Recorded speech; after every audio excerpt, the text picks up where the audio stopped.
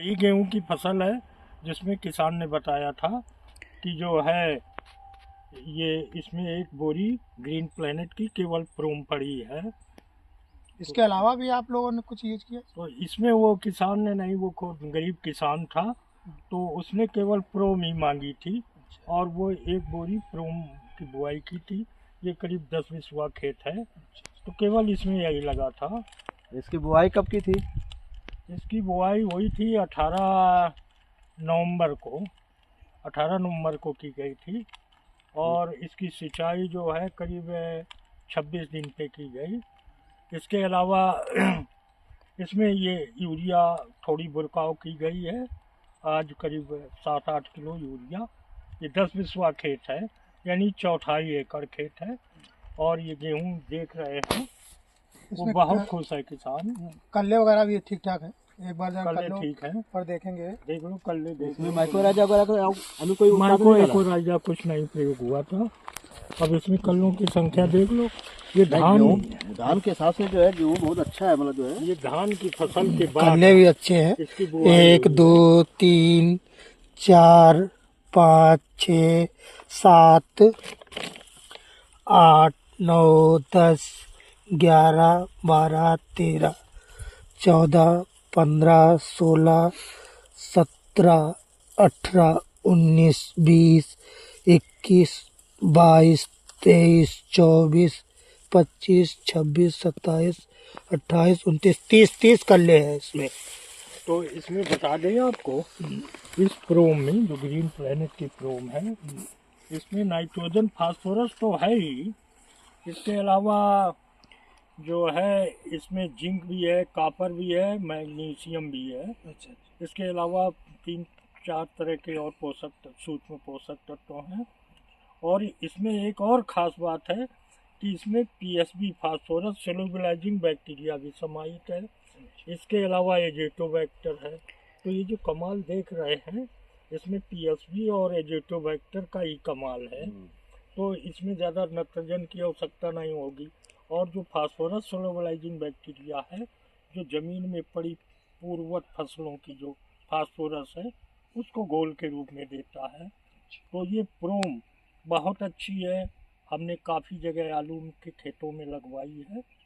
इतना अच्छा रिजल्ट आ रहा है इसका तो किसान खुश है। जो किसान ले जाता है एक बार वो बार बार यही मांगता। लोग ट्रेन पे लाद के ले जाते हैं फर्रुखाबाद के आगे तक, इधर रायबरेली जाती है, केवल हमारे यहाँ आती है तो सब इसको ले जाते हैं। काफ़ी किसान इससे प्रभावित है। और जो ये किल्लत पड़ रही है यूरिया डीएपी की, तो किसान कहता अब हमें किल्लत की कोई दिक्कत नहीं है, हमें ये प्रोम आ गई, अब डीएपी से कोई लेना देना नहीं। ये विकल्प है डीएपी का। और ये जो बता दें आपको, इसमें सारा ये कार्बन पे तैयार की गई है। और एक बात और है, आप देख रहे होंगे ये आईसीएआर से अनुमोदित है, भारतीय कृषि अनुसंधान परिषद जो भारत सरकार की उच्च संस्था है उससे अनुमोदित है। और एपीडा गवर्नमेंट ऑफ इंडिया से प्रमाणित है, मतलब प्रमाणित है। मतलब उनका अनुमोदन है, उनका मॉनिटरिंग रहती है तो ये क्वालिटी बनी। अब किसान भाइयों को बताते चले कि आने वाले समय में क्योंकि हमारे ज़मीन का जैविक और भौतिक स्तर गिरता चला जा रहा है और किसान कार्बनिक खादों का इस्तेमाल नहीं करता, तो सरकार की मंशा है कि हम ये केमिकल डीएपी एनपीके यूरिया को कम करा के ऑर्गेनिक और कार्बनिक खादों का किसानों को सप्लाई दें, जिससे कार्बनिक स्तर ज़मीन का बढ़े। और जो ये न्यूट्रिशन की कमी आ रही है ये हमारी खेत से आ रही है और न्यूट्रिशन की कमी की वजह से हमारे शरीर में तमाम तरह की बीमारियां आ रही हैं। लोग इसका जो प्रोम की खेती करते हैं, काफ़ी लोग धान में किए थे, गेहूं में किए हैं, तो इनका स्वाद परिवर्तन हो जाता है और न्यूट्रिशन वैल्यू बढ़ जाती है उत्पाद की। जब न्यूट्रिशन वैल्यू बढ़ जाएगी तो इसमें वजन बढ़ आ जाता है। काफ़ी किसानों ने कहा हमारी फसल का वजन अच्छा आ गया और इसके टेस्ट अच्छा आ गया, खाने में बहुत अच्छा लगने लगा। जो आज के हम 50-60 साल पहले खा रहे थे वही चीज़ फिर हमें उपलब्ध होने लगी है।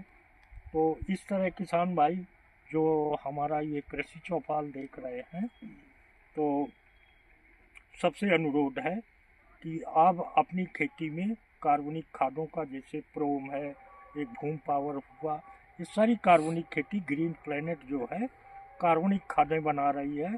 और बायो स्टूमुलेंट आप देख रहे हैं, ये बायो स्टूमुलेंट है, इसमें सारे पोषक तत्व हैं। अब इसका किसान 35 से 40 दिन पे यदि स्प्रेइंग कर देगा ग्रो और नाइट्रोकिंग का, और इसके साथ आप इसमें ये 1261 मिला देंगे, अच्छा। तो ये भी डीएपी का फार्मूला है पॉलीहाइड्रोक्सी नैनो टेक्नोलॉजी में, और ये 200 ग्राम एकड़ पड़ता है। तो इससे ग्रोथ और टेलरिंग बहुत अच्छी होती है। ये तीनों चीज़ें जब नाइट्रोकिंग और ग्रो ये सारे पड़ जाते हैं तो बहुत अच्छी टेलरिंग होती है। और ये जो स्प्रे करना है तो ये तीनों मिला के एक में तीनों मिला के एक में मिला के इसकी स्प्रेइंग कर देंगे। और ये यूरिया की लोग बुरकाव ज़्यादा करते हैं, ये फिर केवल 25% यूरिया का बुरकाव करें। फसल तो अभी तक कंपनी ने क्या यूरिया का कोई सब्स्टिट्यूट नहीं निकाला है क्या? नहीं, यूरिया का निकाला नहीं, लेकिन ये बायो स्टूमुलेंट जैसे 1261 है, इसमें 12% नाइट्रोजन है, इसमें आपको 19 20 तो ये जो है NPK फोलियर स्प्रे के लिए निकाला है। और इसके अलावा इसमें नत्रजन की, प्रोम में भी नत्रजन की मात्रा है। इसके अलावा वो भूम पावर जो मल्टीजाइम है उसके अंदर है। तो इस तरह से नत्रजन का जो है समावेश कराया गया है। तो यानी पौधे को ऊपर से ज़्यादा नाइट्रोजन की ज़रूरत नहीं है? नहीं, अब ऊपर से नहीं है, हल्का दे दो। इसमें आपका एजेटोबैक्टर है, जैसे भूम पावर में, ग्रो में, इसमें सारे बैक्टीरिया हैं।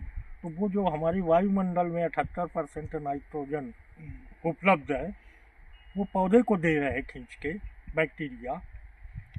यानी हमारे खेत में खुद फैक्ट्री लग जाएगी यूरिया तो किसान को नाइट्रोजन की भी खर्चा बचेगा और कम लागत में ये सारी चीज़ें उपलब्ध होती हैं।